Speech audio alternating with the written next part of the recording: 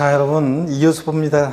요약집 591페이지 동그라미 3번에 농어촌 주택에 대한 특례가 나오는데 여기 어떤 건지 한번 자세한 내용이 이거 시험에 나올 가능성은 낮고요. 다만 대략적인 것만 아시면 되는데 농어촌 주택 특례는 어떤 건지 한번 볼게요. 읍면지역이요. 시골 읍면지역에 농어촌에 소지하는 농어촌 소재 주택이 있어요. 그리고 일반 주택이 있습니다. 그리고 일반 주택이 있어요.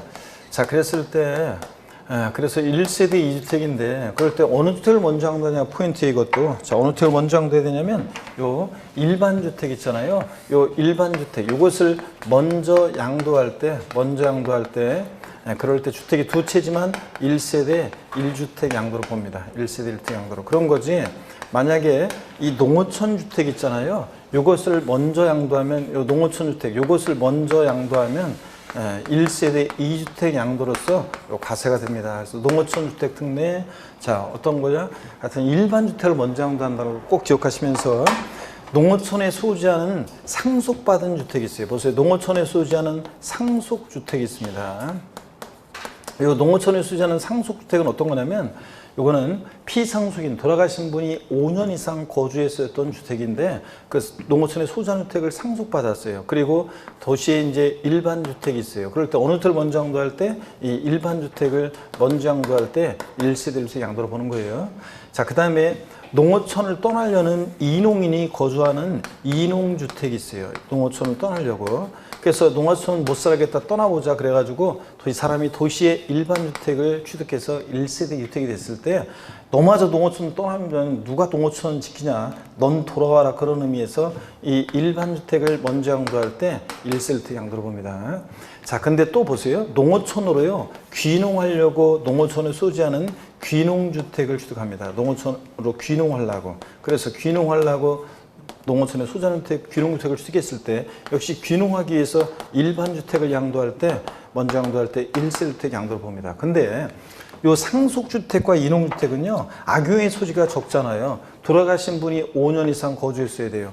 누군가 죽었어야 되니까 뭐 세금 때문에 누군가 하는 사람 일부러 죽는 사람은 없을 거 아니에요. 그 다음에 5년 이상 농어촌에 거주하면서 농사를 짓고 있었어야 돼요. 그러니까 이런 것들은 악용의 소지가 없어가지고 양도시기 제한이 없어요. 그래서 몇 년 내 양도해야 한다? 양도시기 제한이 없습니다. 양도시기 제한이 없어요.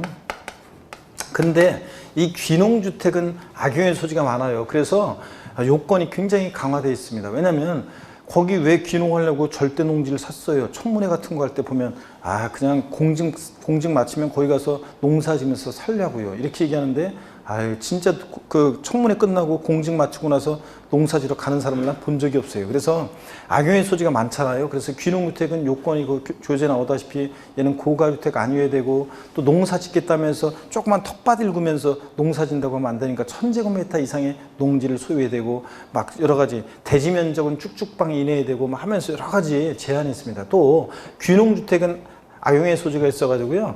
악용의 소지가 있어가지고 이 귀농주택은 귀농주택 취득일로부터 5년 내 있죠. 귀농주택 취득일로부터 이것은 5년 내 일반 주택을 양도해야 돼요. 5년 내 일반 주택을 양도해야 됩니다. 그래야지 일반 주택을 양도해야 한다. 이런 양도시기 제한도 있어요. 자, 양도해야 되고 그 다음에 사후관리 요건도 있어요. 자, 그래서 귀농하겠다고 내려가서 저 귀농주택 취득하고 일반 주택 판 다음에 여기 내려가 가지고 한 6개월 있다가 그냥 바로 올라와요. 이런 걸 막기 위해서 귀농주택 요 특례는 요것은 귀농주택은 사후관리 요건이 있어 가지고 3년 이상 귀농주택에서 거주 경작해야 한다는 그런 단서 조건도 있고 막 그렇습니다. 그래서 요건이 복잡한데 그런 귀농주택의 자세한 요건 같은 것을 시험에서 물어볼 가능성은 낮아요. 그래서 여러분들이 자, 요건 큰 줄거리로 뭐만 알면 되냐면 농어촌에 소지하는 상속주택이든 이농주택이든 귀농주택이든 자, 어느 주택을 먼저 양도해야 한다? 일반 주택을 양도할 때 1세대 주택 양도로 본다는 거. 농어주택을 먼저 양도하면 과세다. 이런 정도 아시면 되고 추가해서 이런 정도 여러분들이 귀농주택은 양도시기 제한이 있다는 거. 이런 것들 정도를 한번 보시면 되겠습니다. 자, 그러면 교재 볼게요, 여러분들. 농어촌 주택 특례입니다. 상속받은 주택, 농어촌에 소지하는 상속받은 주택은 돌아가신 피상속인이 5년 이상 거주했어야 되고 그 다음에 이농주택은 원래 여기서 5년 이상을 농사 짓고, 인용인이 5년 이상을 농사 짓고 거주하고 있었어야 돼요. 뭐 이런 것들 요건이 있습니다. 자세하게 뭐 형광표 줄 거 막 외울 건 아니고 한 번 정도 그냥 봐놓으세요.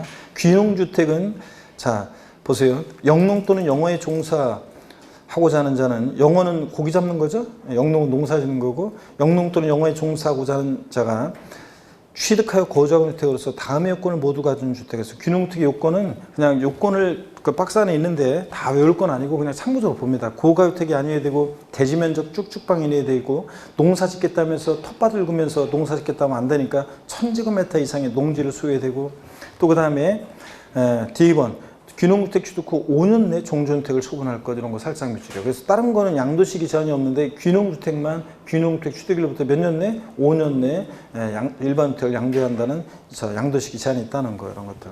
또 니은번 봅니다. 귀농주택 소유자가 귀농일부터 계속해서 3년 이상 영농 영어에 종사했어야 됩니다. 그래서 사후관리 요건도 있다는 거 한번 보시고요. 그래서 이 농어촌 주택 특례는 어느 텔 먼저 양도해야 돼? 일반주택이요. 먼저 양도해야 됩니다. 그거만 일단 잘 아시면 되고요. 그 다음에 동그라미 4번입니다. 직계존속 동고분양을 위한 일시적 이주택입니다. 연로하신 부모님을 모시고 살기 위해서 1세대 1주택을 구성하고, 부모님도 1세대 1주택을 구성합니다. 자, 그랬을 때 요거는 연로하신 부모님 모시고 살기 위해서 세대 합가했을 때 합가일로부터 10년 내, 요거 아무거나 먼저 양도하는 주택 1세대 양도로 봐요. 꼭 부모주택 먼저 양도해야 된다, 자녀주택 먼저 양도해야 된다, 그런 거 없어요. 자, 한번 봅니다. 1주택을 보유하고 1세를 구성하는 자가 1주택을 보유하고 있는 60세 이상의 직계존속, 가로 안에 이 직계존속은 배우자의 직계존속을 포함, 즉 장인어른, 장모님 모시고 살기 위한 것도 포함하고, 직계존속 중 어느 한 사람이 60세 미만인 경우 포함. 이 말은 양친 모두 60세 이상일 것을 요하지는 않아요. 아버지는 62세, 만 62세, 엄마는 만 52세. 그래도 괜찮아요. 자, 그 다음에 동고분양의 세대 합침으로써 1세대 2주택을 보여야 되는 게, 여기가 포인트예요. 가로넣기로 29회 시험 때 나왔었는데, 합친 날부터 몇 년이요? 10년 내 매출입니다. 10년 내 먼저 양도하는 주택 1세대 양도를 봅니다. 그 다음에 5번 혼인으로 인한 일시적 2주택 봅니다. 1주택을 보유하는 자가, 1주택을 보유하는 자와 혼인함으로써 1세대가 2주택을 보유하게 되는 경우요. 남자가 장가오면서 집 한 채, 여자도 시집 오면서 집 한 채 기특하게, 그래서 1세대 2주택이 됐을 때, 또는 1주택을 보유하고 있는 60세 이상에 넘어갑니다. 직계 존속을 동고부양하는 무주택자가 1주택을 보유하는 자와 혼인함으로써 1세대 2주택을 보유하게 된 경우, 이건 뭐냐면 60세 이상의 직계 존속의 소유가 있어요. 주택이 있고요. 무주택 어떤 여자가 60세 이상의 직계 존속을 봉양하고 있습니다. 자, 근데 그 엄마는, 엄마 주택은 엄마의 소유예요. 그리고 1주택을 보유하는 남자와 혼인해서 1세대 2주택이 되는 경우인데, 자, 오빠가 나랑 결혼을 하려면 난 홀어머니, 우리 엄마 혼자 된 엄마를 두고 나는 시집 못 가. 오빠가 우리 집에 들어와서 같이 우리 엄마 모시면서 살면 결혼하고, 그렇지 않으면 난 안 해. 이래가지고 결혼한 제 친구가 2명 있습니다. 그런데 그 2명 중에서 한 명은 장모님이 재작년인가 돌아가셨는데, 장모님한테 굉장히 잘하고, 같이 살고, 결혼해서부터 처음부터 같이 살고 굉장히 잘하고 가정적이고 그런 친구 한 명이 있고요. 또 한 명은요, 주로 바깥으로 돌아요. 그래서 웬만하면 주로 주말에도 집에 안 있고 바깥으로 돌고 그런 친구가 한 명 있습니다. 어떻든 간에, 자, 그래서 이런 경우에 똑같습니다. 이런 경우에도, 자, 이렇게 60세 이상의 직계존속을 동고부양하는 무주택자와 1주택을 보유하는 자가 혼인함으로써 역시 1세대 2주택이 됐을 때 얘기입니다. 또 두 번째 줄 중간에 보니까, 맨 위에 두 번째 줄 중간에, 또한 혼인 당시 보유하던 조합원 입주권에 의해서 취득한 주택으로서 주택은 완공된 후 보유한이 2년 이상이고, 자, 여기 비출입니다. 혼인한 날로부터 몇 년이요? 5년 내 양도예요. 혼인으로 인한 1세대 1주택은 혼인한 날로부터, 혼인 신고한 날이에요. 몇 년 내? 5년 내. 아무거나 먼저 양도하는 주택 1세대 양도로 봅니다. 아무거나. 그 다음에 노부모 동고분양은, 아까 직계존속 동고분양은 몇 년이요? 예? 10년 내. 자, 세대 합간 날로부터 10년 내 먼저 양도하는 주택 1세대 양도로 봅니다. 그래서 가로넣기로 시험에 29회 때 나왔었고요. 자, 이거. 그 다음에 그 60세 이상의 직계존속 노부모 동고분양은 있잖아요. 요거는 자, 요 60세 이상 직계존속은 60세 미만인 경우에도 예외적으로 이 동거복양 요 규정을 적용받을 수 있는 경우가 있는데 어떤 경우냐면 부모님이 60세 미만인데 예를 들어서 희귀성 난치성 질환에 걸렸어요. 자, 그런 경우에는 요 교재에 여기는 없지만 그냥 한번 알아두세요. 자, 희귀성 난치성 질환에 걸렸어요. 그러면 60세 미만이라도 모셔야 될 거 아니에요. 자, 그럴 때는 60세 미만인 경우에도 이 특례를 적용받을 수 있는 예외가 또 있기는 있습니다. 그래서 한번 알아두시고요. 자, 그 다음에 동그라미 6번입니다. 5년 이상 장기 임대주택과 거주주택을 소유시 거주주택 양도시 특례입니다. 동그라미 기억번요. 거주기간 요거 특이하게도 요거는 거주기간이요. 가로는 신경 쓰지 마세요. 거주기간이 2년 이상일 건 밑줄이야. 거주기간이 2년 이상일 건. 니은번 양도인지 장기 임대주택을 소득세법 등에 따른 사업자 등록을 하고 또 임대주택으로 등록해서 임대하고 있어야 되는데 여기에 어떤 거냐면 이거예요. 여러분 적어보세요. 거주주택이 있어요. 거주주택이 있고 그 다음에 요거 이렇게 해야 되겠네요. 자, 거주주택이 있고요. 거주주택이 있고, 요거는 거주 중인 주택입니다. 소유자가. 거주주택이 있고, 그 다음에 장기 임대주택으로 등록한 장기 임대주택이 있습니다. 장기 임대주택이 있어요. 그랬을 때, 자, 보시면 장기 임대주택과 거주주택이 있을 때 요것도 똑같아요. 이 장기 임대주택은 여러 채 있어도 상관없습니다. 또는 이게 이제 장기 임대주택과 구조가 똑같은 특례가 있는데 하나는 장기 가정 어린이집용 주택이 있어요. 장기 가정 어린이집으로 이용하는 어린이집용 주택이 있습니다. 자, 이것도 장기 가정 어린이집 주택으로 등록해가지고 가정 어린이집으로 운영하는 주택도 똑같습니다. 특례 요거. 자, 어떤 주택을 먼저 양도해야 되냐면 거주주택을 요것을 먼저 양도할 때 요거 1세대 1주택 양도를 봅니다. 만약에 장기 임대주택을 먼저 양도하면 과세예요. 어떤 주택을 먼저 양도해야 돼? 거주주택. 근데 특이하게도요, 이 거주주택은 비과세를 받으려면 먼저 양도하면 1세대 때 1주택 양도를 보는 거지, 비과세까지 받으려면 있죠? 요거 보유기간 중에 2년 보유요건도 갖춰야 되면서 보유기간 중에 엔드예요. 및 보유기간 중에 2년을 거주해야 돼요. 조정 대상 지역이 아닌데도 몇 년 거주해야 돼? 2년 거주해야 됩니다. 이 거주택 양도 특례는. 그러면 이거 4년인가요? 아니, 보유기간 2년 요건을 갖춰야 되고 그 보유기간 중에 몇 년 거주? 2년을 거주해야지만 자, 요거 되고요. 장기 임대주택은 당연히 장기 임대주택으로 등록을 하고 있었어야 되고요. 또 이 장기 임대주택은 임대료 증가율이 보증금이나 임대료 증가율이 5%를 초과하면 안 되고요. 뭐 이런 제한이 있습니다. 어떤 간에 특이하게 얘는 비과세 받으려면 2년 거주해야 한다. 자, 어느 주택을 먼저 양도해야 한다고요? 거주주택. 근데 예전에는 보세요. 내가 장기 임대주택으로 등록하고요. 거주주택 이걸 팔았어요. 그럼 비과세 받아요. 또 주택을 사요. 2년 보유요건 갖추고 또 팔면 또 비과세. 10번이든 몇 번이든 그렇게 될 수 있었는데 이제 개정이 되어서 작년부터는요. 이 거주주택은 생애 최초로 양도하는 거주주택 1회 딱 한 번에 한해서만 비과세 받을 수 있습니다. 장기 임대주택 특례는 그러니까 요거 딱 한 번만 적용받을 수 있어요. 이런 것들이 교재는 없지만 한번 알아둡니다. 자, 그래서 그 얘기가 동그라미 6번에 나와 있습니다. 그래서 동그라미 6번 요거는 장기 임대주택 특례 주택과 거주택을 소유시 거주택 양도시 특례. 자, 기억번에서 그 두 번째 줄 끝에 거주기간이 몇 년? 2년 이상이 한다는 거예요. 주의합니다. 그 다음에 동그라미 7번 있잖아요. 실수요 목적으로 취득한 지방주택에 대한 특례인데 취약이나 근무상현편 질병에 의한 그 밖의 부득이한 사유로 취득한 수도권 밖의 수자는 주택과 일반 주택을 국내 각각 1개 소유한 1세대가 밑줄입니다. 부득이한 사유가 해소된 날부터 취약이나 질병, 근무상현편 같은 부득이한 사유가 해소된 날부터 몇 년이요? 3년 내 일반 주택을 양도할 때 1세대 양도를 봅니다. 요거는 수도권에 일반 주택이 있어요. 근데 수도권에 이것은 일반 주택이 있는데 보세요. 수도권에 일반 주택이 있어요. 그런데 지방에 있잖아요. 지방에 수도권 밖에 지방에 취약이라든가 질병의 요양이나 급무상 형편으로요 지방에 내려갈 일이 있어요. 자, 이런 경우는 부득이한 사유로 내려가는 거잖아요. 실수요 목적으로 내려가는 거니까 세금 걱정하지 말고 수도권에 밖에 지방주택을 사란 얘기예요. 지방주택 경기 활성화를 해서. 그래서 이런 경우에는 일반 주택을 먼저 양도해야 돼요. 이것을 먼저 양도해야지. 먼저 양도할 때 1세대 1주택 양도로 보는 거지. 만약에 수도권 밖의 주택을 먼저 양도하면 요거 그러면 과세입니다. 요거 먼저 양도하면 과세예요. 그래서 수도권에 있는 일반 주택을 먼저 양도할 때 1세대 요거 과세고요. 그래서 1세대 1주택 양도로 봅니다. 일반 주택. 근데 다만 이런 취약이나 질병, 근무상병 같은 이 부득이한 사유가 해소됐을 때는 이 사유 해소일로부터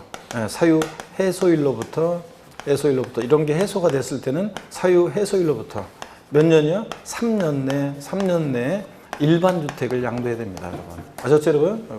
요런 얘기입니다. 이거 그래서 지방주택 특례입니다. 수도권 밖의 수자는 지방주택 특례. 한 번 정도 이렇게 알아두시고요. 자, 그다음에 양가로 6번 있잖아요. 조합원 입주권 보유자의 주택 양도시 특례는 어떤 거냐면 한번 원칙을 한번 볼게요. 1세대가 주택과 조합원 입주권을 보유하다가 그 주택을 양도하는 경우 원칙적으로는 1세대 1주택 비과세 규정을 적용하지 않습니다. 잘 보세요, 여러분들. 자, 어떤 얘기냐면 우리가 1세대가 1주택과 1조합원 입주권이 있어요. 그러면 이 조합원 입주권은 있잖아요. 주택이 아니잖아요. 그런데도 양도세에서는 주택 수 계산할 때 입주권을 주택 수 계산에 포함해요. 그래서 1세대가 1주택과 1조합 입주권이 있다가 요 주택을 양도하잖아요. 그러면 이것을 양도할 때 1세대 몇 주택 양도로 봐요? 2주택 양도로 봐서 입주권도 주택 수 계산에 포함해서 그래서 1세대 2주택 양도로 과세가 됩니다. 근데 예외가 또 엄청 많아요. 그 예외는 우리가 아까 봤던 주거이전을 목적으로 하는 일시적 2주택부터 시작해가지고 그 특례하고 비슷해요. 혼인으로 인한 거, 자, 그 다음에 뭐 이런 거하고 똑같습니다. 노부모 동거방하고 똑같아요. 무슨 얘기냐면 1세대가 1주택과 1조합원 입주권이 있는데 1조합원 입주권이 있는데 1조합원 입주권이 있어요. 그랬다가 이거 팔고요. 이사 가려고 재개발 지역에 입주권을 취득했어요. 자, 그러면 재개발 재건축 지역에 입주권을 취득해서 입주권 취득일로부터 이 종전주택을 요거 몇 년이요? 3년 내 요 주택을 양도하면 1세대 몇 주택? 1주택 양도로 봐요. 그래서 비과세 받을 수 있는 특례가 또 있어요. 또 여기 보세요. 만약에 입주권 취득으로부터 3년이 지나서 양도했을 때는 또 추가적인 어떤 요건을 갖추면 또 비과세 받을 수 있는 예외도 있고요. 또 1세대가 1주택과 1조합원 입주권이 있는데 저는 1세대 1주택이 있었어요. 아니면 그 부모님이 이제 재개발 재건축 조합원이 입주권이 있었어요. 이랬을 때는 학간으로 몇 년 내? 10년 내 주택을 양도하면 1세대 양도로 보기도 하고 또 그 다음에 혼인함으로 남자가 집 한 채 또 그 다음에 1주택 그 다음에 여자가 조합원 입주권 그래서 혼인해서 합쳐요. 그럼 혼인한 날 몇 년 내? 5년 내 먼저 양도하는 이 주택에 대해서 또 1세대 양도를 보는 특례 뭐 이런 것들이 쭉 예외가 엄청 많이 있어요. 그래서 여러분 이렇게만 아시면 돼요. 시험에서 입주권에 대한 것은 잘 안 나오거든요. 그래서 여러분이 입주권도 주택 수 계산에 포함하기 때문에 1세대가 1주택과 1조합 입주권이 있다가 주택을 양도하면 이 원칙 1세대 2주택 양도로 과세한다. 근데 예외적으로 비과세되는 예외들이 됐다시 많다더라. 이렇게 알고 가면 됩니다. 아시겠습니까, 여러분? 그런 게 거기에 쭉 나와 있는데 사실은 이 교재에 나와 있는 요거보다 더 많이 있어요. 이건 지금 대충 추려놓은 거고 더 많이 있습니다. 자, 그래서 1세대가 1주택 있었는데 조합원 입주권 하나를 상속받아서 일반 주택 양도할 때 이런 것들, 자, 이런 특례들이 쫙 나와 있습니다. 참고적으로 보시면 됩니다. 자, 그 다음에 다시 어디로 가시냐면 여러분 이렇게 해서 우리가 봤고요. 다시 어디로 가시냐면 여러분 교재는 573페이지 양도소득세 계산 구조 여기로 가겠습니다. 양도세 계산 구조요. 자, 이렇게 해서 요 앞으로 갑니다. 제3절 양도세 계산 구조. 여기 별표에 3개죠, 여러분들. 양도세가 어렵다 그러면 여기 계산 과정이 어렵다 그랬습니다. 여기에 많은 논점들이 나오고 그래서 이 계산 구조에 여러분들이 별표를 3개 해놓고 쫙 한번 보겠습니다. 계산 구조. 여기가 어려운 건데 양도세 계산하는 과정에 많은 중요한 논점들이 있고 최소한 뭐 2-3문제 매년 나오고 있습니다. 그래서 잘 여러분들이 보셔야 되는 부분입니다. 그러면 여기를 다 지울 거니까 여러분들이 이걸 다 지워야 되니까 여러분들이 여기 다 지우고요. 한번 보겠습니다. 여기를 다 지우고 볼 거니까 뭐 특별히 사진 찍을 거 있으면 뭐 찍으셔도 되고 그렇지 않으면 다 지우도록 하겠습니다. 여러분들 여기 좋습니다. 자, 한번 보겠습니다. 여러분들 이거 다 지우고 보겠습니다. 자, 보시면 어딘지 한번 봅니다. 양도소득세 우리가 계산하는 과정은 이렇게 한다고 그랬습니다. 양도세 계산 과정은 양도가액이요. 자, 우리가 양도가액에서 필요경비를 빼서 양도차익을 구합니다. 그렇죠, 여러분들? 구해진 양도차익에서 장기보유특별공제액을 공제해서 양도소득금액을 구하고요. 구해진 양도소득금액에서 양도소득 기본공제액을 공제해서 양도소득 과세표준금액을 구합니다. 그래서 이 과세표준 구하는 과정이 복잡해서 우리가 어떻게 외웠냐? 머리 글자를 따서 가필, 차장, 소기, 과입니다. 가불이 필요한 버스, 차장은 경리과라고 하지 말고 어디로 가라? 소기과라고 하라. 이렇게 우리가 외웠습니다. 어떻게 외운다? 다시 가필, 차장, 소기, 과입니다. 그럴 때 양도가액에서 공제되는 필요경비는요, 취득가액이요. 자, 취득가액에다가 기타 필요경비를, 취득가액 등 기타 필요경비를, 취득가액 등 기타 필요경비를 우리가 필요경비로 합니다. 자, 그럴 때 여러분들이 한 가지 아셔야 되는 것이 기초과정부터 배운 게 이걸 배웠어요. 이 양도차익 계산할 때 양도가액과 취득가액의 동일 기준 적용 원칙도 배웠습니다. 동일 기준 적용 원칙. 이 동일 기준 적용 원칙은 어떤 거냐면 동일 기준 적용 원칙이요. 양도차익 계산 시에 양도가액과 취득가액의 동일 기준 적용 원칙. 양도가액을 보세요. 우리가 양도차익 계산은 원칙적으로 실지거래가액, 양도자가 응수자 간의 실지거래한 가액을 적용해서 계산하는 경우도 있고 이게 원칙인데 극히 예외적으로 기준시가, 국세과세 기준시가를 적용하기도 하잖아요. 그럴 때 양도차익 계산 시에 만약에 양도가액을 실거래가를 적용했다. 취득가액도 실거래가를 적용하는 게 원칙입니다. 양도차익 계산 시에 양도가액을 기준시가를 적용했다 그러면 취득가액도 기준시가 적용해서 계산하는 게 원칙입니다. 그런 거지. 양도차익 계산할 때 양도가액은 기준시가를 적용하고 취득가액은 실거래가를 적용하고 이렇게 해서 계산할 수 있다 없다? 없다는 게 원칙이라고 그랬습니다. 자, 그리고 양도차익 계산과 관련한 거 우리 계속 이어서 소개해 드리겠습니다. 자, 여기를 또 쭉 지우고 양도차익 계산할 때 있잖아요. 양도차익 계산할 때 양도차익 계산은 어떻게 하느냐 보시면 양도차익 계산은 원칙적으로 양도자와 양수자 간에 양도자 양수자 간에 실지 거래한 가액을 적용합니다. 실거래가를. 자, 실지 양도한 가액, 실지 취득한 가액을 적용해서 계산하는 게 원칙이에요. 근데 예외적으로 이 실지 거래가액이 불분명하다. 자, 실거래가액이 불분명하다는 것은 실거래가액이 자, 요게 과세권자 입장에서 인정할 수 없거나 또는 계약서나 증빙 서류 등에 의해서 실지 양도가액과 취득가액이 확인이 안 되는 경우예요. 자, 그래서 어떤 경우냐? 같은 지역에 나란히 아파트 101동 101호, 102호, 103호가 있습니다. 101호가 거래 신고해오기를 1억에 거래했다고 신고해오고 102호는 1억 200만 원에 거래했다고 신고해오고 그다음에 103호는 만약에 250만 원에 250만 원 한 4천만 원에 거래했다고 거래했다고 자, 그러면 인정할 수 없겠죠, 여러분들? 이 동네 시세가 있는데. 자, 그랬을 때 자, 이거 계약서 갖고 와봐라. 진짜 그렇게 4천 원에 실제 거래했는지. 그랬더니 막 주머니만 뒤지면서 오다가 잃어버린 것 같다고 하면서 확인이 안 됩니다. 자, 이러면 4천으로 계산할 수 없으니까 이 양도가액과 취득가액을 추계해서 정하는데 자, 어떻게 추계해서 정하는지 양도가액과 취득가액 추계해서 정하는데요. 자, 어떤 경우에 양도가액과 취득가액을 추계해서 정하느냐? 양도 당시 또는 취득 당시 실거래가액이 자, 인정되지 않거나 확인되지 않는 경우에 그렇습니다. 추계해서 양도가액과 취득가액을 정하는데 어떻게 추계해서 양도가액과 취득가액을 정하느냐? 자, 그러면 어떻게 적용한다고 그랬습니까, 여러분? 자, 보세요. 먼저 매매 사례가액을 적용합니다. 매매 사례가액이 뭐냐? 자, 이 자산 양도일 또는 취득일 전후로 해서 3개월 내 이 자산의 양도와 동일성, 유사성 있는 그 거래가 있으면 그 거래가액을 참작합니다. 여기 보세요. 103호 이 자산 양도일 전후 3개월 내 101호 1억, 101호 1억 200에 거래해서 그럼 너도 적어도 1억에 거래했을 것이다. 이렇게 매매 사례가액을 적용합니다. 요거 적용할 수 없으면 감정가액을 적용해요. 자, 보시면 이것도 이런 거예요. 양도일 또는 취득일 전후로 해서 이 자산 양도일 또는 취득일 전후로 해서 3개월 내에 2개 이상의 공신력 있는 감정기관의 감정가액의 평균액이 있으면 그 감정가액의 평균액을 적용합니다. 요걸 적용할 수 없으면 환산 취득가액을 적용하는데 환산 취득가액.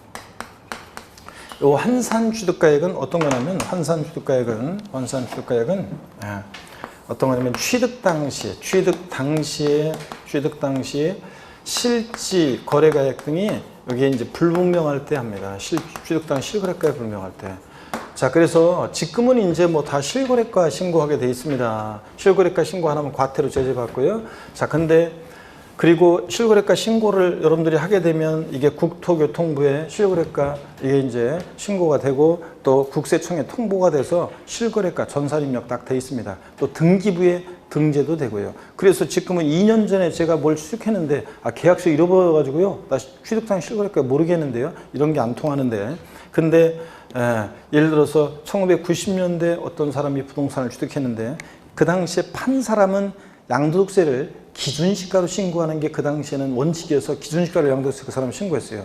저는 그 부동산 취득할 때 취득세를 시가표준액으로 신고하는 게 관행이어서 그 당시에 시가표준액 신고했어요. 이번에 계약서 잃어버렸습니다. 실지 양도한 가액은 있는데 실지 취득한 가액 입증이 안 되잖아요. 이럴 때는 어떻게 하느냐? 취득가액을 환산한 가격으로 구하게 되는데 여기 보세요. 환산 취득가액은 어떻게 구하냐면 이번에 파는 양도 당시 실거래가액, 이번에 파는 양도 당시의 실지 거래가액이요. 없으면 매매 사례가액이나 감정가액을 적용합니다. 양도 당시 실거래가액, 여기다가 양도 당시 기준시가분의 취득 당시 기준시가를 곱해서 구합니다. 좀 외우셔야 돼요, 이거는. 그래서 환산 취득가액은 어떻게 구하느냐? 이번에 파는 양도 당시 실지 거래가액이 예를 들어서 3억이라고 할게요. 양도 당시 기준시가는 2억이라고 할게요. 취득 당시니까 1억이야. 그러면 3억의 2분의 1이니까 환산 취득가액은 얼마? 1억 5천. 이런 식으로 해서 취득가액을 환산한 가격으로 합니다, 여러분. 자, 이런 거고요. 그 다음에 또는 기준시가를 적용하는 경우도 있긴 있습니다. 자, 그래서 여러분 보세요. 취득 당시 또는 양도 당시 실지 거래가액이 확인이 안 된다. 자, 그러면 추계에서 양도가액과 취득가액을 적용하는데 어떻게 추계에서 적용하느냐? 이 순차로 적용합니다. 이 순서 바뀌면 틀려요. 납세의무자가 매매사례 감정가액이 적용 순서를 바꿀 수 없어요. 자, 매매사례가액이 없으면 감정가액, 없으면 환산 취득가액, 이런 식으로 환 또는 기준시가를 추계해서 정합니다. 이런 순차로 적용합니다. 콕 집어서 여러분 보세요. 구체적으로 제가 이거는 양도가액 또는 취득가액이 확인되지 않는 경우 이렇게 얘기한 거고, 콕 집어서 시험에서 추계해서 결정, 경정의 적용 순서요. 자, 구체적인 추계, 결정, 경정에 적용 어떻게 하느냐? 콕 집어서 시험에서 여러분 보세요. 콕 집어서 양도가액이 불분명할 때 양도가액은 어떻게 추계, 결정, 경정하냐고 물어보면 기 순서로 추계, 결정, 경정합니다. 그래서 매매사례가액, 감정가액, 기준시가요. 순차적으로 적용합니다. 순서 바뀌면 틀려요. 또 보세요. 콕 집어서 시험에서 취득가액이 취득 당시 실지 거래가액이 확인이 안 된다. 그럴 때 취득가액은 어떻게 추계해서 정하느냐? 환 또는 기준시가 매감한기 순서로 추계일정 경정합니다. 여기 보세요, 여러분들. 이 환산 취득가액은 여기 보세요. 환산 취득가액은 양도가액을 추계할 때 적용하는 것이지 취득가액을 추계할 때 적용하는 것이 아니다. X죠? 이렇게 시험에 나온 적이 있는데 환산 취득가액은 양도가액이 아니라 취득가액을 추가할 때 적용하는 것이지 양도가액을 추가할 때 적용하지 않습니다. 또 시험에 최근에 나왔던 것이 취득 당시 실지 거래가액이 확인되지 않는 경우에 취득가액은 매매사례가액, 감정가액, 기준시가를 순차로 적용한다. X입니다. 매매사례 감정가 기준시가 매감기라고 그랬잖아요. 제가 취득가액이 분명할 때는 매감기가 아니라 뭐 해야 돼요? 매감환기해야지. 매매사례가액 감정가액 환산주가액 기니까 환산주가액 빠져서 틀렸어요. 또 시험에서 취득 당시 실지거래가액이 확인되지 않는 경우에는 매매사례가액 환산 취득가액 감정가액 기준시가를 순차로 적용한다. 제가 이거 순서를 지금 뒤바뀌었죠? 매환감기가 아니라 매감환기입니다. 이렇게 해서 여러분들이 요거 알고 있는지 이런 내용을 알고 있는지를 시험에서 여러 번 물어봤다고 그랬습니다, 여러분. 그 다음에 자, 계속 이어서 한번 보겠습니다. 여러분 교재 보시니까 573페이지 요약집이요. 양도세 계산구조 흐름, 계산과정. 자, 저희는 머리 글자를 따서 어떻게 외우냐? 거기 항목을 좀 보세요. 항목을. 거기 항목에 보니까 머리 글자를 따서 가, 필, 차, 장, 소, 기, 과. 머리 글자에 동그라미 하시면 되죠? 그래서 과표 결정되면 곱하기 세율에서 산출세를 구합니다. 머리 글자에 동그라미 하시고 가, 필, 차, 장, 소, 기, 과요. 어디 동그라미 할지 모르면 안 되고 거기에 동그라미 하시고 그 다음에 그 내용을 보니까 여러분 보세요. 내용을 보니까 양도차익 계산할 때 내용을 보니까 양도가액 및 취득가액은 원칙적으로 실거래가를 적용해서 계산하는 게 원칙인데 예외적으로 추계가액, 추계 방법을 적용하고요. 그 다음에 이제 필요경비가 어떤 게 필요경비냐는 이따가 이제 제가 자세히 또 설명을 드리겠습니다. 그 다음에 양도차익과 관련한 이런 거라든가 이런 것들은 다 배운 다음에 읽어보시면 되고요. 내려와서 2번으로 내려옵니다. 양도가액과 취득가액의 결정입니다. 일반적으로 부동산 등은 실거래가를 정해서 계산하는 게 원칙입니다. 실제 양도한 가액, 실제 취득한 가액. 근데 예외적으로 추계에서 추계 결정하는데 그 팁에 추계가액 적용 순서 나와 있죠? 이게 중요하다는 얘기입니다. 자, 양도가액이 불분명하다면 양도가액은 어떻게 추계일정 경정한다? 매, 감, 기, 머리 글자 동그라미 하시고 콕 집어서 취득가액이 불분명하면 취득가액은 어떻게 추계일정 경정한다? 매, 감, 환, 기 순서로 추계일정 경정합니다. 그래서 꼭 알아두시고 그 다음에 실지 거래액에 의한 양도차익 계산 나와 있습니다. 자, 이거 잠깐 멈추고 보세요. 여기 어떤 거냐면 근데 여기서 제가요 여러분한테 미리 한 가지 좀 보고 갈 게 있어요.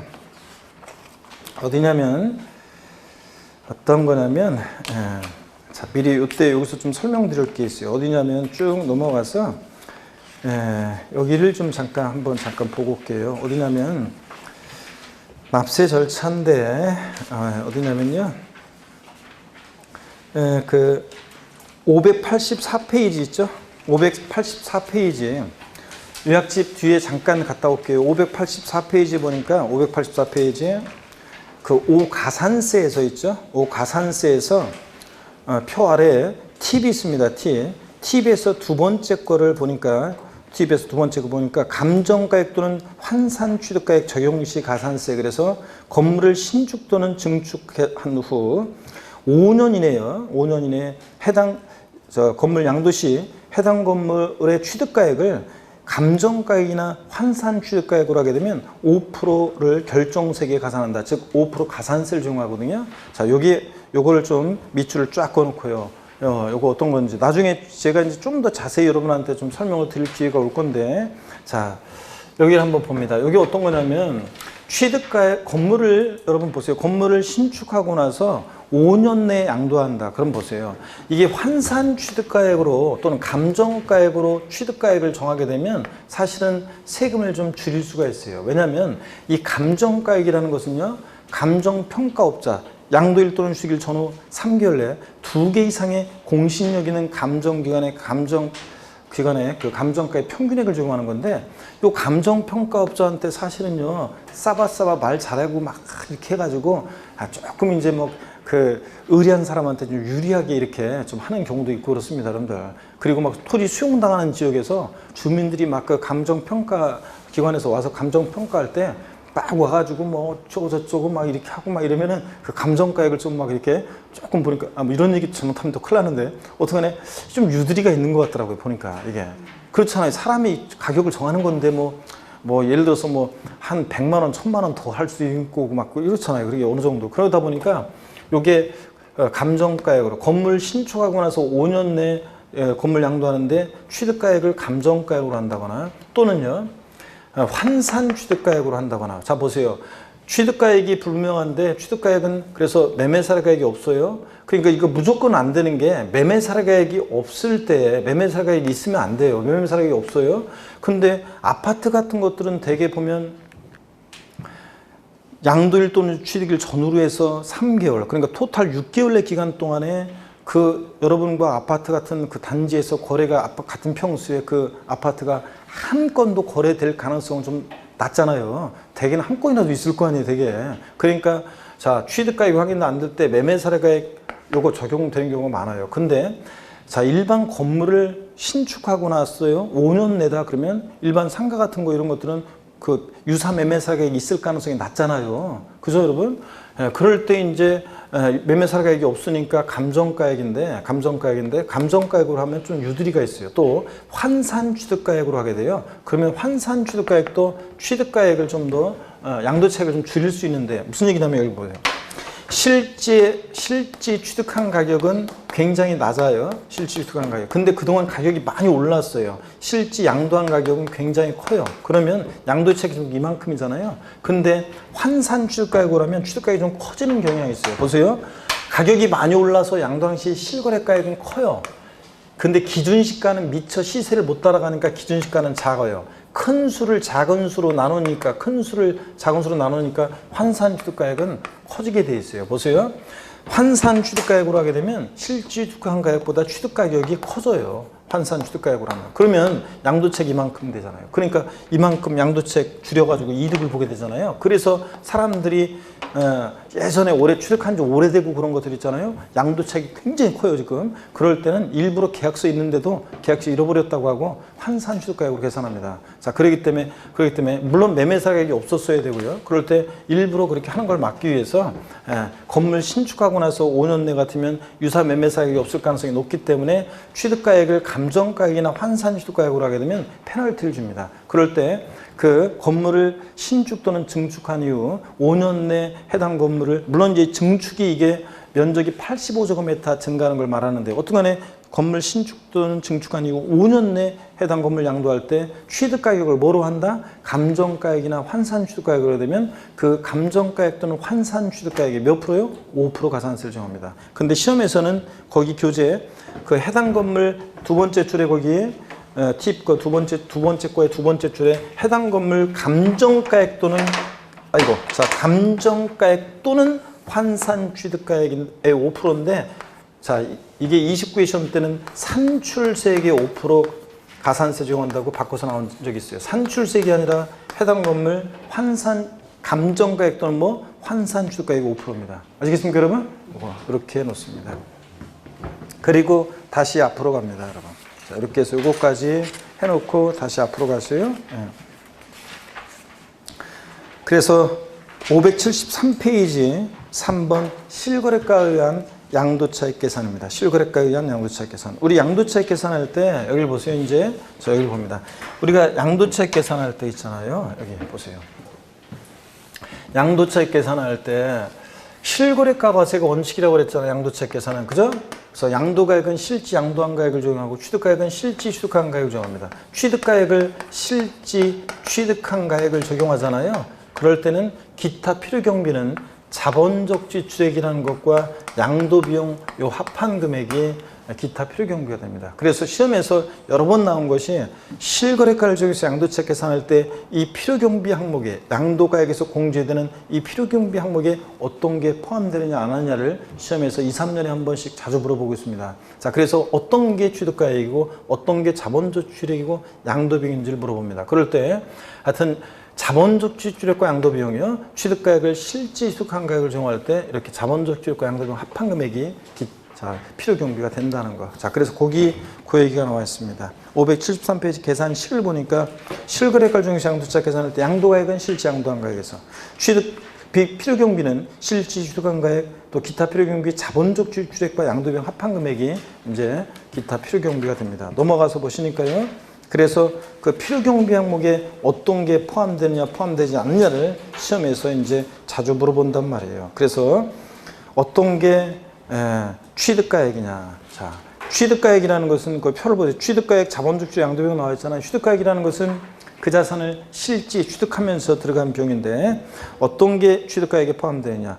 부대비용, 그래서 취득 관련한 부대비용, 매입가액, 내가 그거 산 가격에다가 매입한 가격에다가 내가 1억 원에 샀다 그러면 산 가격 거기다가 이제 취득하면서 들어간 조세, 취득세나 등록면허세 같은 조세 이런 세금이라든가 또 그에 따른 부가세 및 비사업자의 부가세, 매입세 이런 것들은 환급을 못 받으니까 비사업자의 부가세, 매입세 같은 거 포함하고요.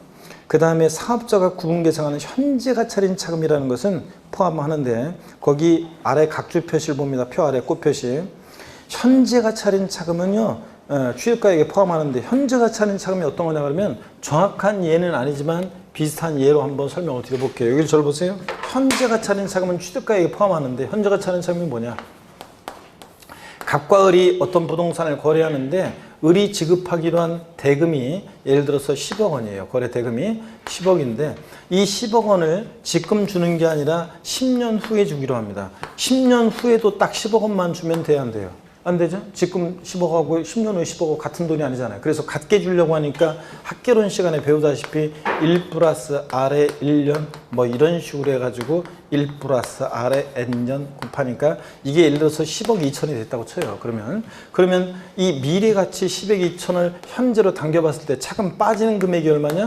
2천만 원이요. 결국 이 사람이 을이 이 현재가 차린 차금 2천도 결국 내고 취득한 거잖아요. 그러니까 현재가 차린 차금은 자, 취득가액이 어떻게 한다? 포함합니다. 결론만 알아두면 돼요.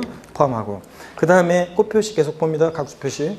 부가가치세법 규정에 따른 자, 폐 없이 잔존자에 부과된 부가가치세 같은 거, 이런 것들, 폐 없이 잔존자에 따라 납부했거나 납부할 부가세를 포함하되, 이건 포함하는데, 여기까지 대시 끊고, 부당행위 계산에 의한 시가총액은 제외한다 그랬어요. 부당행위 계산에 의한 시가총액이라는 것은 뭐냐? 부당행위 계산에 의한 시가총액도 한번 설명 드려볼게요. 여기를 보세요, 여러분들. 부당행위 계산에 의한 시가총액. 정확한 예는, 요거 정확한 건 또 나중에 배우게 되는데, 우리가 다음 주에 배우게 될 건데, 부당행위 계산에 의한 시가총액은 이런 거예요. 여기 보세요. 갑이라는 사람과 을이라는 사람이 거래를 하는데, 이 부동산의 시가가 1억짜리예요. 근데 을이 지급한 대가가, 예를 들어서 대가가 1억, 만약에 1억 5천입니다. 자, 을이요, 이것을 제3자 병에게 만약에 양도를 하는데 3억 원에 양도했어요. 을은 양도속세 신고를 할 때 양도 가격은 3억, 취득 가격은 실제 취득한 가격이라고 하면서 1억 5천. 그래서 양도책은 1억 5천 이런 식으로 신고를 해요. 근데 관할 세무장이 봤더니 얘가 형이고 얘가 동생이에요. 자, 친족관계 등 특수관계가 있는 자 간에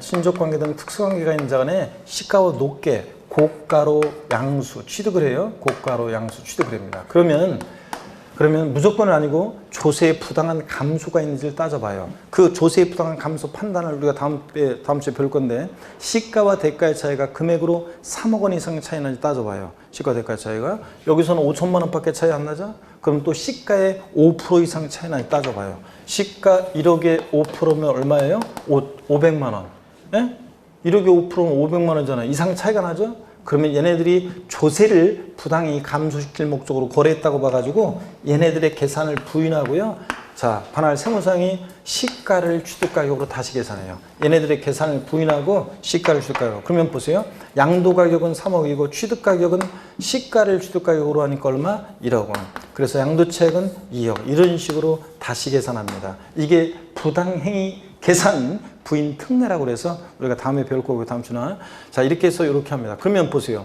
이 사례에서 특수관계자 간의 부당행위로 계산된 이 사례에서 시가총액 5천만 원은 을의 취득가액에 포함한다, 안 한다? 안 하고. 어떤 걸 취득가격으로 해? 시가를 취득가격으로 하니까 부당행위 계산에 의한 시가총액은 취득가에 포함하지 않는다는 얘기입니다. 자, 결론만 알아두세요. 현재가 차린 차금은 취득가에 포함하는데, 자, 부당행위 계산에 의한 시가총액은 포함한다, 제외한다? 제외한다. 이렇게 알아두시고, 여러분들.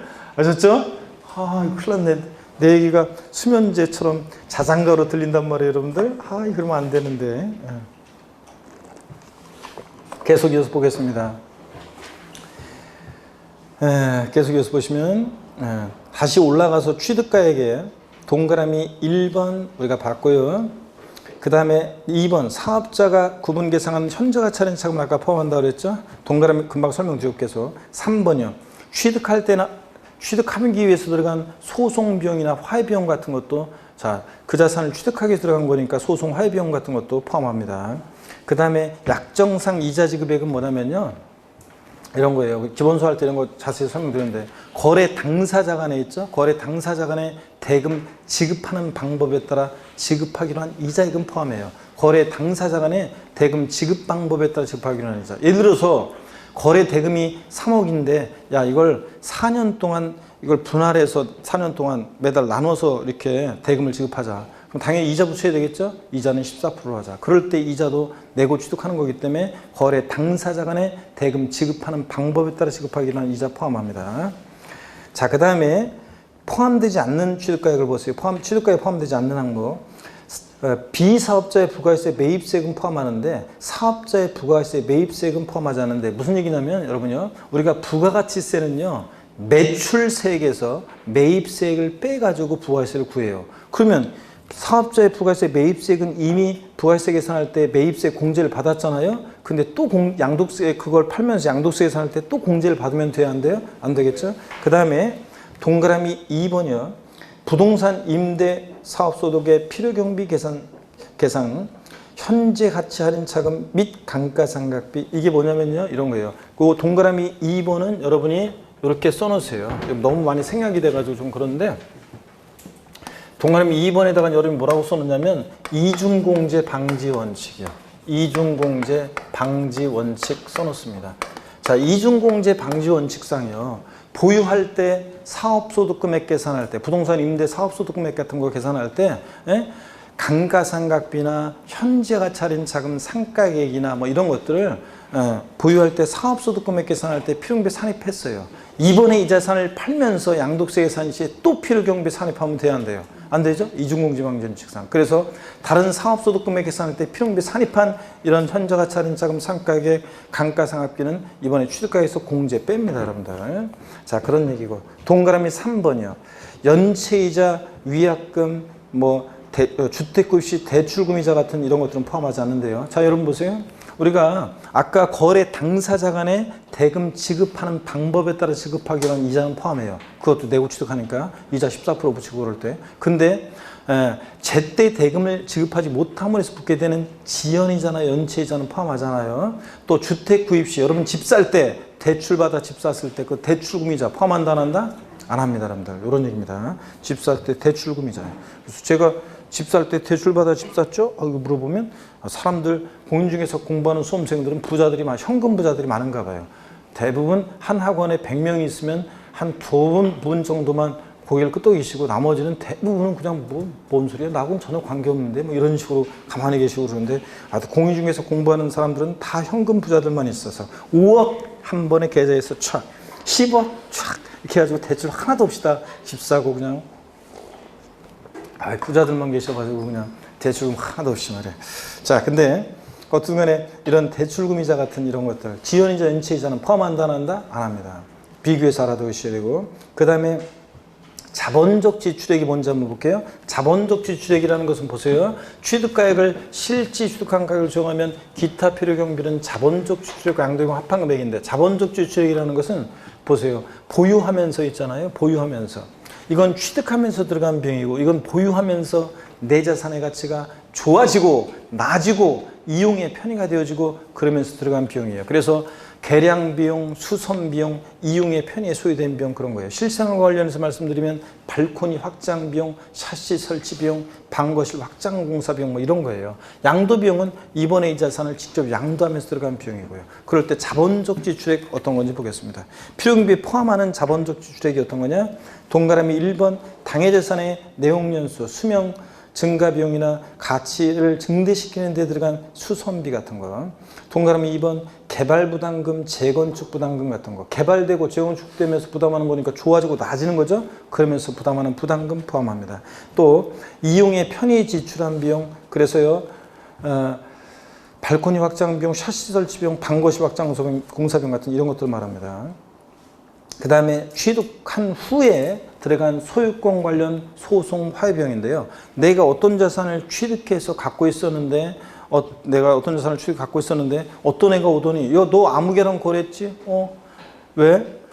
걔랑 나 사이에 애초에 거래가 있었는데 계약에 무효 취소의 원인이 있었고 넌 나한테 대항할 수 없는 제3자니까 빨리 내놔. 그럴 때 내 소유권을 지키기 위해서 취득한 후에 내 소유권을 지키기 위해 들어간 소송 화해 비용은 이것은 필요경비에 포함합니다.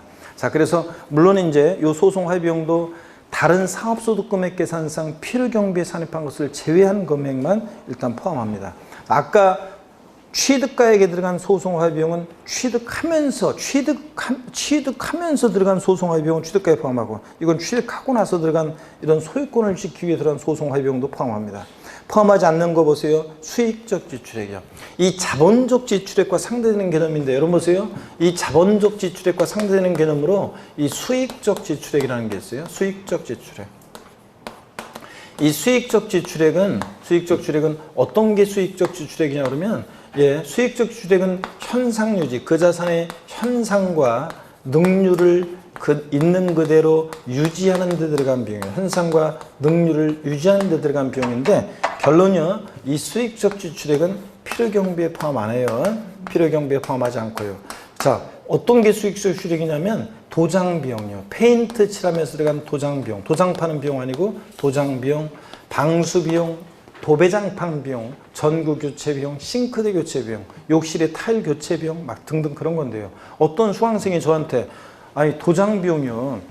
페인트 칠하기 전에 건물이 오래돼가지고 페인트가 오래돼서 얼룩지고 뭐 그냥 색이 바래가지고 그냥 오래된 건물처럼 딱 진짜 보이고, 원래 오래된 건물인데 오래된 건물처럼 딱 보이고 후줄근하고 건물이, 그래서 안 좋아하는데 페인트를 도장을 싹 하니까 내벽, 그러니까 건물이 쌈박하게 새 건물처럼 보이고, 그러니까 좀 팔 때 가격을 좀 좋게 받을 수 있으니까 이 도장 비용도 자산가치 증가 비용 아닌가요? 아닙니다. 자산가치 증가 비용이 아닌 것이 왜 그러냐면, 건물 처음에 지었을 때 페인트 깨끗했지 안 깨끗했어요? 깨끗했는데 시간이 지나면서 이게 지저분해지니까 다시 칠한 거는 유지 비용이지 개량 비용이 아닙니다. 또 방수 비용 같은 거, 처음에 건물 지었을 때 신축한 여러분 아파트, 처음에 아파트 문 딱 열었더니 벽에서 막 천정에서 물 줄줄 샜어요, 안 샜어요? 안 샜잖아요. 샜다로 난리 나는 거지. 신축 아파트가, 신축한 상가가. 자, 근데 시간이 오래 흘러서 배관이 노후돼서 누수가 됩니다. 그러면 그런 거 방수하는 비용은 유지 비용이지 개량 비용이 아닙니다. 이런 수익적 지출액은 평균비에 포함한다 안 한다? 안 한다. 자, 그런 얘기고. 그 다음에 택지 초과 소유 부담금은 중요한 거 아닙니다. 옛날에 김영삼 정부 시절에 택지 초과 소유 상한에 관한 법률이라고 그래가지고 택지를 법에서 정해진 기준보다 초과해서 소유하면 부담금 부담시켰었는데, 헌법재판소에서 과도한 재산권행 제약이라고 그래가지고 헌법 불합치 결정을 받고 없어졌어요. 그래서 옛날에 그 당시에 나온 적이 있긴 있는데 지금은 없어졌습니다. 개발 부담금, 재건축 부담금은 좋아지고 나아지면서 부담하는 거니까 포함하는데, 택지 초과 소유 부담금은 부담하지 않습니다. 자, 그런 것들 등등. 양도 비용 보겠습니다. 포함 항목을 보세요. 이번에 이 자산을 직접 양도하면 들어간 비용인데, 양도 직접 비용만 포함해요. 양도 간접 비용은 포함 안 해요. 양도 직접 비용인데, 어떤 게 양도 직접 비용이냐? 계약서 작성 비용, 그 다음에 인지대, 또 주식 거래할 때 증권거래세, 중개수수료, 중개사를 통해서 팔았다 중개수수료. 중개수수료는 취득가액에도 포함될 수 있고 양도가액에도 포함될 수 있습니다. 취득할 때 중개사를 통해서 취득하면 중개수수료는 취득가액에, 팔 때 중개사를 통해서 팔면 소개비, 양도비용에 포함합니다. 또 양도소득세 신고서 작성 비용, 즉 세무사한테 양도세 신고를 맡겼다 그러면 신고 작성 비용 같은 이런 것들도 다 포함합니다. 양도 직접 비용으로서. 동그라미 2번이요. 국민주택 채권이나 토지발 채권을 만기 전에 양도함으로 발생하는 매각 차손이요. 우리가 이런 것들을 매입했어요. 국민주택 채권, 토지발 채권을 만기 전에 팔아요. 그러면 만기 전에 파니까 액면가보다 낮게 팔아요. 그러니까 속칭 와리캉 비용 발생하잖아요. 사람들이 관행적으로 다 이렇게 하기 때문에 우리 세법에서 채권 매각 자손을 양도비용으로 인정해주고 있습니다. 가로 안에 보니까 금융기관 외이자에게 매각했을 때는 동일한 날에 금융기관에 매각했을 때 매각 차손을 한도로 해서만 공제를 받습니다. 악용의 소지가 있기 때문에 금융기관 외이자에게 양도했을 때는 동일한 날에 금융기관에 양도했을 때 매각 차손을 한도로 해서만 공제받을 수 있고요. 자, 포함되지 않는 양도비용 보겠습니다. 양도 간접비용 포함 안 해요. 양도 직접비용만 포함하지. 그래서 양도 간접비용 그러면 어떤 게 있냐면, 양도 간접비용은 뭐 이런 거예요. 이사비용. 양도 간접비용은 이사비용 같은 거라든가, 보세요. 양도 간접비용. 어떤 게 있냐. 양도 간접비용은 이사비용 같은 거예요. 이사비용이라든가, 그 다음에 접대비라든가, 이런 것들, 양도 간접비용은 이런 것들은 필요경비에 포함한다 안 한다? 안 합니다. 양도 간접비용은 이사비용, 접대비 같은 이런 것들 포함하지 않고요. 자, 그 다음에 그 외에 포함하지 않는 거 보세요. 취득세나 등록면허세 같은 취득 관련한 조세는 포함하는데 재산세라든가 종부세 같은 보유세 포함하지 않고요. 예전에 상속증 받으면서 납부한 상속세나 증여세, 기납부한 상속세나 증여세 포함하잖아요. 물론 증여세는 예외가 있어요. 포함되는 예외가 있지만 원칙적으로 기납부한 상속세나 증여세 이런 것들은 포함하지 않습니다. 여러분들. 옛날에 8년 전, 9년 전에 상속받으면서 상속세 냈는데 그 자산 갖고 있다 팔면서 양도세 계산 시에 옛날에 냈던 상속세나 증여세는 포함한다 안 한다? 안 합니다. 이런 것들 딱 알아둡니다. 자, 그 다음에 이 정도 딱 보시고 양도소득의 필요경비 계산 특례 있잖아요. 요거는 어떤 거냐면 배우자 직결 좀비 속한 이율과세 특례라든가 그런 것에 관한 건데 요거는 따로 제가 설명을 드리겠습니다. 지금은 신경 쓸 거 없어요. 이런 것들. 자, 그 다음에 신경 쓰지 마시고, 그 다음에 어디로 가시냐면, 575페이지 있죠? 575페이지. 자본적 지출액 적격 증빙 서류, 무슨 얘기냐. 자, 우리가 필요경비로 인정받기 위해서는 자본적 지출액이나 저런 것들은 우리가 증빙 서류를 잘 갖춰야 돼요. 증빙 서류를 보관하셔야 되는데, 원칙적으로는 이제 세금계산서나 신용카드 매출전표 같은 현금 영수증 같은 것을 수치 보관해야 되는데 최근의 개정 내용이 꼭 이런 것을 수치 보관하지 않더라도 예를 들어서 금융거래 자료예요. 계좌 이체 같은 금융거래 자료에 의해서 돈 이체했다는 거, 대금 지급했다는 거 이런 것들이 입증되면 금융거래 자료 등에서 입증되면 또 필요경비로 공제받을 수 있습니다. 자, 그런 겁니다. 그래서 자본적 지출액 쫙 나왔는데 1번 한번 볼게요.